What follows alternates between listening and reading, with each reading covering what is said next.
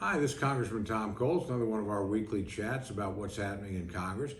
Congress has had a pretty busy week this week. Obviously, the highlight of the week was probably the State of the Union address by President Biden. That's always a moment of high ceremony and drama. Essentially, I look on it as the kickoff of President Biden's reelection effort. I think that he obviously is trying to put the best face on what the administration has accomplished, the state of the country.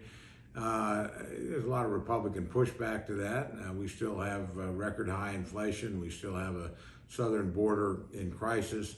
We still have great concern that the economy is slowing. Obviously, the two sides have different point of view about the extraordinary deficits that we keep running under this administration, the explosion in spending. So the president had a chance to make his case. For the most part, it was respectfully received, but there was some pushback as well. The president accused Republicans of wanting to cut Social Security and Medicare benefits. That's absolutely untrue.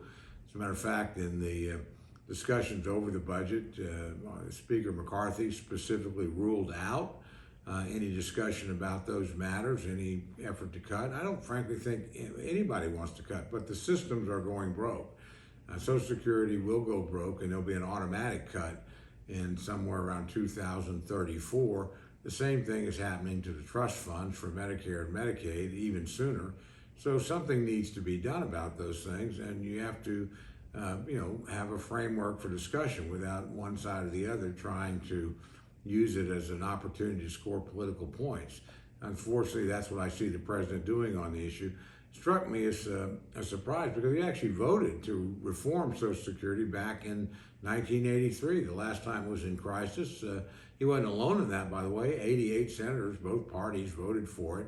And we extended the life of Social Security by 40 years. I have a bill that actually would do exactly the same thing. That is, create the same kind of bipartisan commission. It would actually give the president's party a slight majority on the commission. But it would demand members from both sides vote for a final solution, and Congress voted up or down. It's a good, simple way to proceed. It worked in 1983. I think it could work now. The president thought in 1983 it was a good idea. Now one of his spokespeople says, well, any commission is a death panel. It's just ridiculous. So you're going to hear a lot of political rhetoric, and we certainly heard our share of it in the State of the Union. In addition to that, Congress continues to organize itself. The full Appropriations Committee met this week and now organized and passed the rules that are there. And, we now have all the members appointed to the committee. A lot of new Republican members. Obviously, Republicans are the majority party in the House, so they have a lot of new seats on these various committees. But it's a good committee. It's headed up by two very capable women. Kay Granger is the new chairwoman. She's served here my entire time in Congress on the Appropriations Committee, former mayor of Fort Worth, a very successful businesswoman, just a terrific legislator. And then Rosa DeLore from Connecticut is the top Democrat. She's been the chairman for the last several years, and Rosa, actually a good friend of mine. We've worked together over the years. It is unique. The Appropriations Committee, the top four members are all women now. In the Senate, Patty Murray from the state of Washington is the Democratic chair of the committee, and then the ranking member, the top Republican, is Susan Collins from Maine. So I think this is the first time in congressional history that all four of the major leaders of any set of committees have all been women. So there's been a lot of discussion about that. And again, these are all women I know, and they are all exceptionally capable, whether you agree with them or disagree with them. Two of them I agree with a lot. Two of them I probably agree with less often, but I don't have any doubt I've worked with each one of them, how able they are. So that's interesting. We'll actually later today organize the subcommittee that I will be the chairman of, and that's Transportation, Urban Development, and Housing, so-called THUD committee. So looking forward to that. And I suppose the other big event of the week was the Chinese spy balloon that I think took everybody by storm. There has been a classified brief on that. I did not attend that brief, but I did go read the material in a secure location and have a chance to discuss with some of our intelligence people the issue. I think the great mystery to me is why we didn't shoot this thing down as soon as it came into American airspace over the Aleutians, which obviously are sparsely populated. Instead, we let it wander across the continental United States for day after day, quite often over comparative or relatively sensitive military facilities, important air bases, important geographic locations where we maintain some of our intercontinental ballistic missiles, those sorts of things. Hardly the sort of thing we would want the Chinese to have access to. So I think that's going to continue to be a controversy between the two parties. Why didn't we act as soon as we knew this was happening? The intelligence people have claimed that this has happened before, but we simply weren't aware of it. Not to this degree, but there were minor incursions over a couple of states, Florida and Texas, and maybe over Guam, close to Hawaii.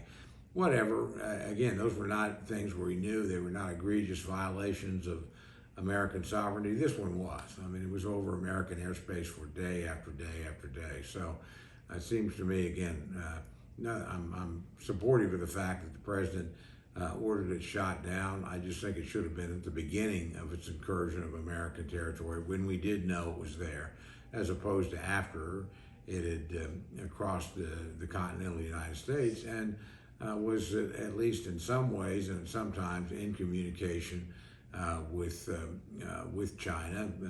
We assume sending back sensitive information, although again we don't know that, and there are a few things I know that I can't tell you about because they are classified. But again, I think it's a sign of weakness that we let this occur, and hopefully we won't let something like this happen again in quite this fashion.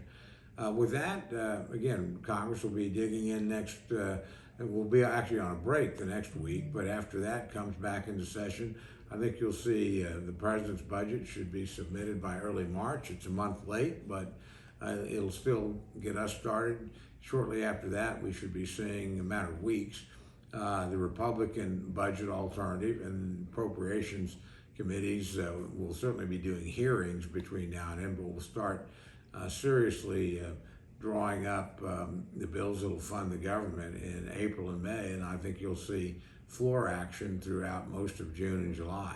And you'll see other action as well. I would expect in the coming months to see border security measures passed. I think you're going to see a lot of hearings on things like the Hunter Biden laptop, and what does that tell us of other inappropriate relationships between the Biden family and foreign CEOs. You're going to see investigations into the origin of COVID. We don't think that's been adequately explored by Congress. So there's going to be some of that, but there'll be a lot of legislation. And again, there'll be areas of cooperation as well. I was heartened that everybody in Congress condemned the Chinese action. We actually voted on that today, of putting a spy ship over American territory.